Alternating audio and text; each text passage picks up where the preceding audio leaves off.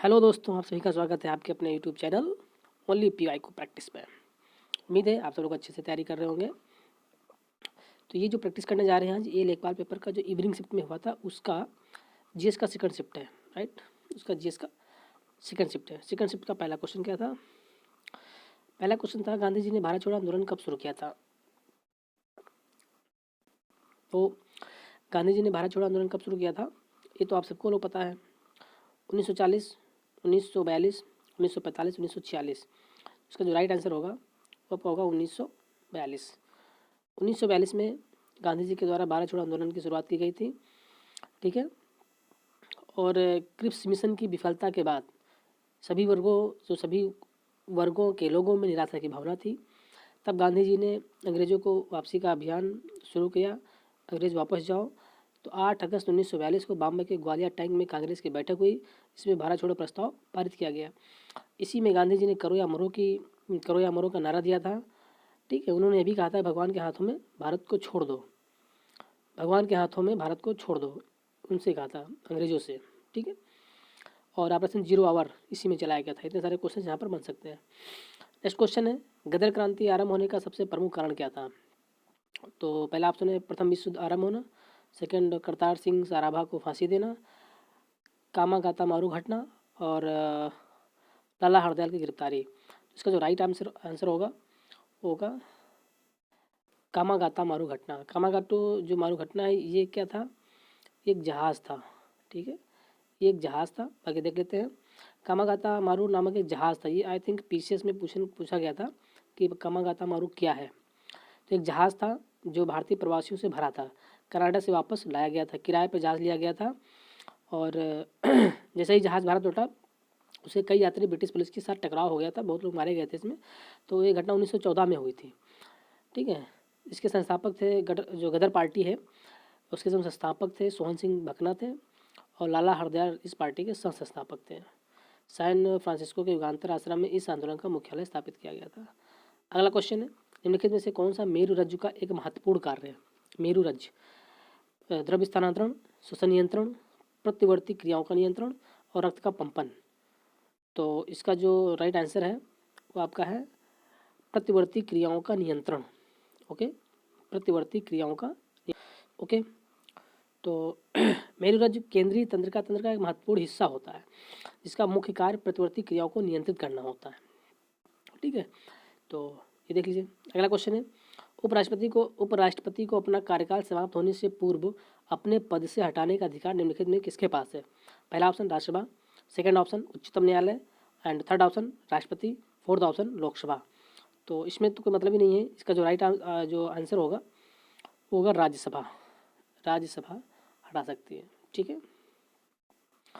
उपराष्ट्रपति देश का दूसरा सबसे बड़ा पद होता है, उस पर जो आसीन होते हैं, 5 साल का कार्यकाल होता है। ये जो होता है, इसका चुनाव होता है, ठीक है। संसद के दोनों सदन के निर्वाचित तो मनोनीत सदस्यों से मिलकर निर्वाचक मंडल का निर्माण किया जाता है, जिसके द्वारा उपराष्ट्रपति का चुनाव किया जाता है, ठीक है। इस निर्वाचक मंडल में राष्ट्रपति के चुनाव की तरह राज्य विधानसभाओं के सदस्य शामिल नहीं होते हैं, और इसकी जो आयु होती है मिनिमम 35 वर्ष की होनी चाहिए। राज्यसभा के सदस्य के रूप में चुनाव के लिए योग्य होना चाहिए, बट ये राज्यसभा का सदस्य नहीं होता है, ठीक है, ओके। तो अगला क्वेश्चन है, निम्नलिखित में से कौन सा प्रशांतक औषधि के रूप में प्रयोग किया जाता है? तो ग्लूकोज, एम्पिसिलिन, एस्पिरिन, वैलियम। तो इसका जो राइट आंसर होगा वो आपका होगा वैलियम, ओके, ठीक है। देख लेते हैं। वैलियम जो होता है कि बेंजोडाइजेपिन होता है, जो एक तरह का काम करता है कि मस्तिष्क में कुछ न्यूरोट्रांसमीटर की गतिविधि को बढ़ाकर काम करता है, ठीक है। ये आपका न्यूरो से संबंधित होता है। और भी औषधियाँ हैं जिनके बारे में दिया गया है, ग्लूकोज क्या होता है, एम्पिसिलिन क्या है, एस्पिरिन क्या है, आप लोग देख लीजिएगा। नेक्स्ट क्वेश्चन है आपका, एस्पिरिन का यूज़ बहुत लोग करते हैं, जैसे मांसपेशियों में दर्द होता है, दांत का दर्द होता है, सामान्य सर्दी जुकाम सिर दर्द होता है, उसमें राहत के लिए एस्पिरिन का प्रयोग किया जाता है, ठीक है। और ग्लूकोज तो पता ही आप लोग कैसे यूज़ किया, लगभग एनर्जी के लिए लोग इसको यूज़ करते हैं। इसका भी बहुत कम रक्त शर्करा के इलाज के लिए किया जाता है। अगला क्वेश्चन है आपका, मोहिनीअट्टम कहाँ का जो है नृत्य है, किस राज्य से संबंध है? तो मोहिनीअट्टम सबको पता है कहाँ का है, ये केरल का है। मोहिनीअट्टम केरल का है, और मोहिनीअट्टम केरल का है। ये सभी क्वेश्चन से आए थे, इसमें और देख लीजिएगा। मोहिनीअट्टम केरल का है और भरतनाट्यम तमिलनाडु का है, कुचिपुड़ी आंध्र प्रदेश का है, कथकली केरल का है और उड़ीसी उड़ीसा का है, मणिपुरी आपका मणिपुर का है, कथक उत्तर प्रदेश का है, कथक है ना। और इसमें सबसे पुराना है कथक। अगला क्वेश्चन है राष्ट्रीय आय को प्राय कहा जाता है। राष्ट्रीय आय से क्या अभिप्राय है? तो राष्ट्रीय आय जो आपका होता है एनएनपी फैक्टर कास्ट।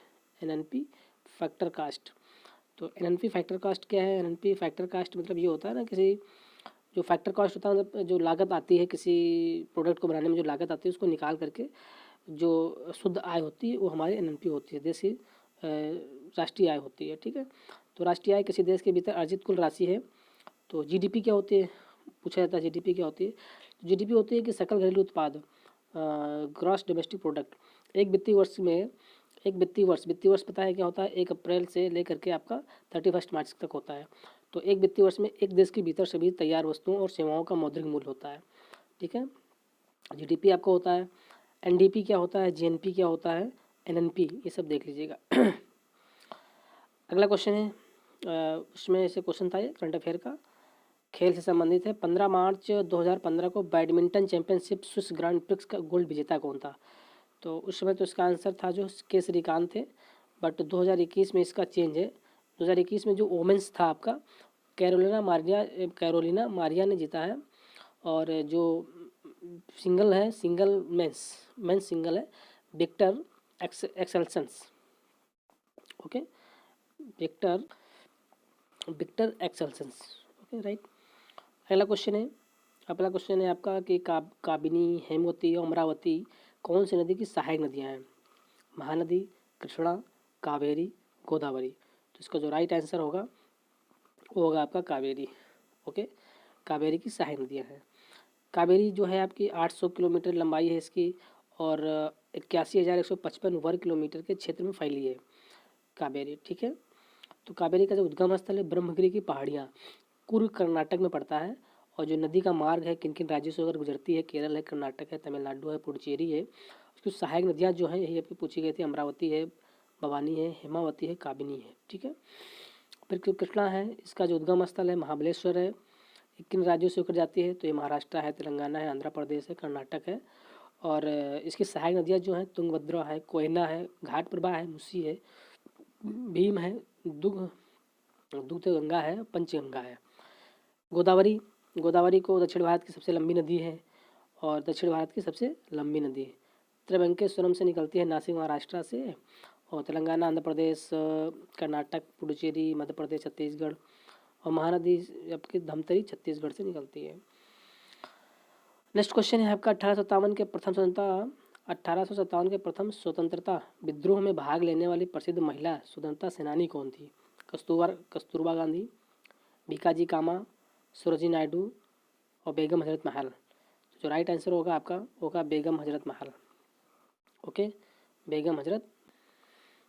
अगला क्वेश्चन है 1857 की जो क्रांति हुई थी उसमें 1857 के प्रथम स्वतंत्रता संग्राम विद्रोह में भाग लेने वाली प्रसिद्ध महिला कौन थी? तो उसका आंसर जो होगा आपका बेगम हजरत महल। ओके, नेक्स्ट है समान फेज में कंपायमान माध्यम के किन्हीं दो सबसे निकटतम कणों के बीच की दूरी क्या कहलाती है? इसका जो आंसर है वो आपका है तरंग दैर्ध्य। ओके, समान फेस में कंपायमान माध्यम के किन्हीं दो सबसे निकटतम कणों के बीच की दूरी तरंग दैर्ध्य कहलाती है, अतः विकल्प एक सही है। आवृत्ति क्या होती है? कि प्रति इकाई में दोहराई जाने वाली घटनाओं की संख्या, एक SI मात्रक जो होता है SI यूनिट हर्ट्ज होती है। और वेग क्या होता है? वेग पता ही है कि जो है कि कोई भी जो निकाय होता है विस्थापन के परिवर्तन की दर के रूप में परिभाषित किया जाता है, इसका मीटर पर सेकंड इसकी यूनिट होती है। एंगस्ट्रॉम क्या होती है? एंगस्ट्रॉम होता है एक लंबाई का मात्रक होता है, 10⁻⁻10 मीटर होता है। ठीक है, नेक्स्ट क्वेश्चन है आपका कि जो ये पिछली बार भी क्वेश्चन आया था कि शहरों के बाहर आर्थिक सुअवसर बनाने के लिए जो है मॉडल शहरी आधारभूत संरचना और सेवाएं ग्रामीण केंद्रों में स्थापित करने का प्रस्ताव किसने रखा था? तो पूरा ने रखा था। और पूरा का जो अवधारणा थी ये डॉक्टर APJ अब्दुल कलाम जी ने दी थी। ठीक है, नेक्स्ट क्वेश्चन है आपका, ये लिखा हुआ है ग्रामीण क्षेत्रों के लिए शहरी सुविधाओं का प्रावधान। ओके, ग्रामीण क्षेत्रों के लिए शहरी सुविधाओं का प्रावधान पूरा। भारत में ग्रामीण विकास के लिए रणनीति है। ये अवधारणा पूर्व राष्ट्रपति डॉक्टर APJ अब्दुल कलाम द्वारा दी गई थी। ठीक है, ये जो अवधारणा है ये 15 अगस्त 2003 को अपने स्वतंत्रता दिवस के भाषण में पूरा योजना को लागू करने की घोषणा की थी। ठीक है, हाल ही में किस देश ने, देखो, हाल ही में किस देश ने नए WU-14 अतिध्वनिक स्ट्राइक यान का चौथा सफल परीक्षण किया जो परमाणु अस्त्र प्रदान करने में सक्षम है? भारत, चीन, रूस, USA। जो राइट आंसर होगा वो आपका होगा चीन। ठीक है, चीन है आपका। और नेक्स्ट क्वेश्चन है कि यांत्रिक ऊर्जा को वैद्युत ऊर्जा में रूपांतरित करने के लिए कौन सा यंत्र प्रयोग किया जाता है? तो डायनमो है, माइक्रोफोन है, विद्युत मोटर है, बैटरी है। तो इसका जो राइट आंसर होगा आपका वो आपका होगा डायनमो। क्या होगा? डायनमो। डायनमो क्या करता है कि जो यांत्रिक ऊर्जा होती है उसको विद्युत ऊर्जा में बदल देता है। ठीक है, और भी हैं आपके, जैसे माइक्रोफोन क्या होता है, तो माइक्रोफोन जो काम करता है ध्वनि ऊर्जा को विद्युत ऊर्जा में बदल देता है। मोटर क्या होती है? मोटर जो होती है वो विद्युत ऊर्जा को यांत्रिक ऊर्जा में बदल देता है। और जो बैटरी है, बैटरी क्या करता है, ये रासायनिक ऊर्जा को संग्रहित करता है, विद्युत ऊर्जा में कन्वर्ट कर देता है। राइट, तो ये बैटरी करता है। और अगला क्वेश्चन है, निम्नलिखित में से कौन सा देश का संसार में धान उत्पादन में दूसरा स्थान है?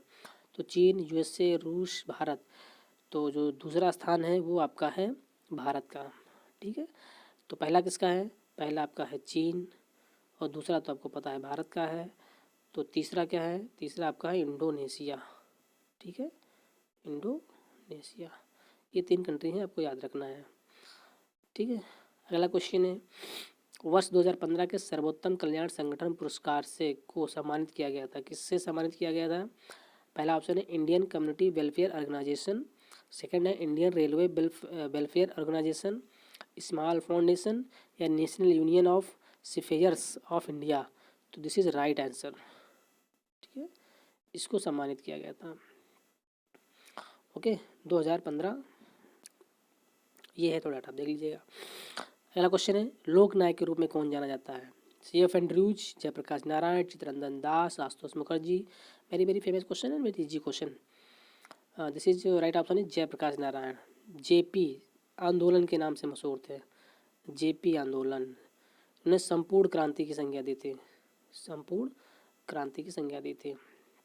देखो, जयप्रकाश नारायण को लोक नायक के रूप में जाना जाता है, भारत छोड़ो आंदोलन के नायक के रूप में जाना जाता है। क्वेश्चन बन सकते हैं, भारत छोड़ो आंदोलन के नायक के रूप में जाना जाता है। उन्होंने संपूर्ण क्रांति की शुरुआत की, जिसे इंदिरा गांधी के समय JP आंदोलन के रूप में जाना जाता है।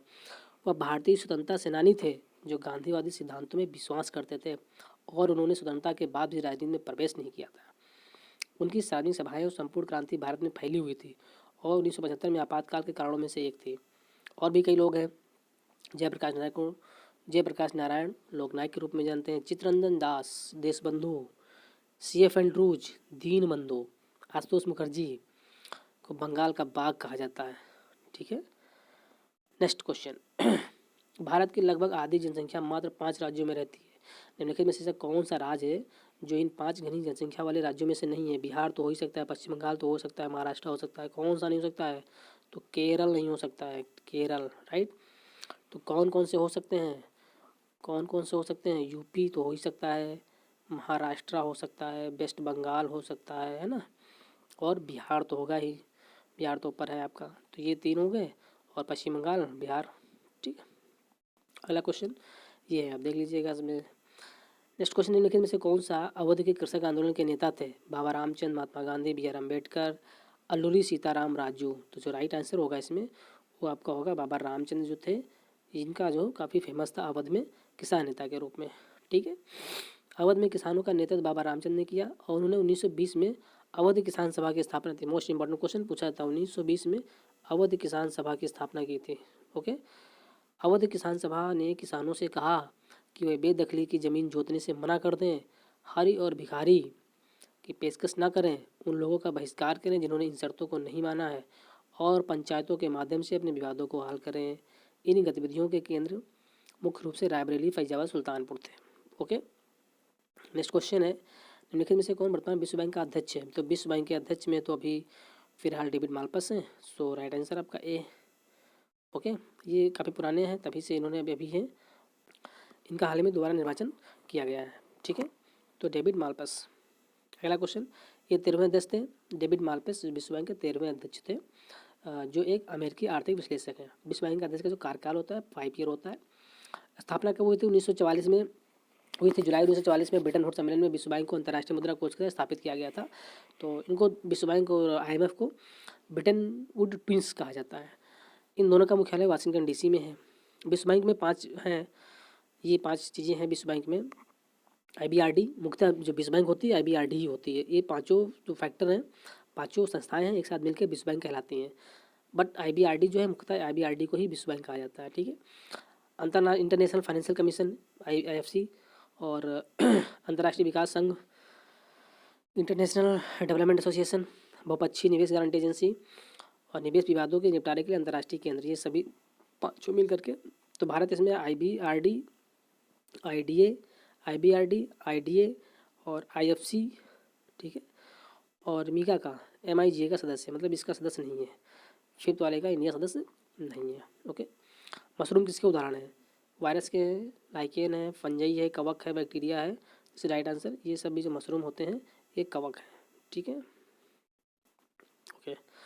नेक्स्ट क्वेश्चन है आपका, दिल्ली मेट्रो को अपनी प्रथम ड्राइवर रहित, मतलब ड्राइवर नहीं होना चाहिए, वो गाड़ी चलती रहनी चाहिए, ड्राइवर रहित रेलगाड़ी किस देश से प्राप्त हुई थी? रूस, साउथ कोरिया, दक्षिण कोरिया, फ्रांस, USA। तो जो राइट आंसर होगा इसका वो होगा आपका ये राइट आंसर होगा दक्षिण कोरिया।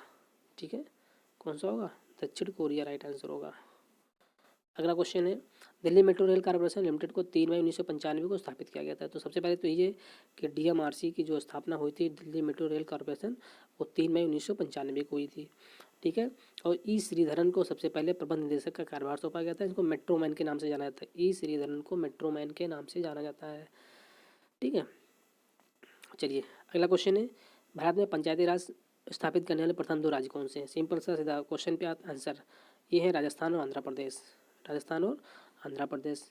तो राजस्थान में हुआ था 1959 में, और राजस्थान का जिला है नागौर। वहाँ पर आपके जो पहले प्रधानमंत्री थे जवाहरलाल नेहरू ने, जिन्हें वहाँ पर जो है आधारशिला रखी थी। ओके, और नेक्स्ट क्वेश्चन फिर आंध्र प्रदेश। अगला क्वेश्चन है, ये था आपका जो बलवंत राय मेहता समिति थी 1957 की सिफारिश पर, जिन्होंने लोकतंत्र के विकेंद्रीकरण के लिए त्रिस्तरीय पंचायती राज व्यवस्था की सिफारिश थी। राजस्थान पंचायती राज व्यवस्था स्थापित करने वाला पहला राज्य बना। 2 अक्टूबर 1959 को राजस्थान के नागौर जिले के बागड़ी गांव में प्रधानमंत्री जवाहरलाल नेहरू ने पंचायती राज व्यवस्था का उद्घाटन किया था।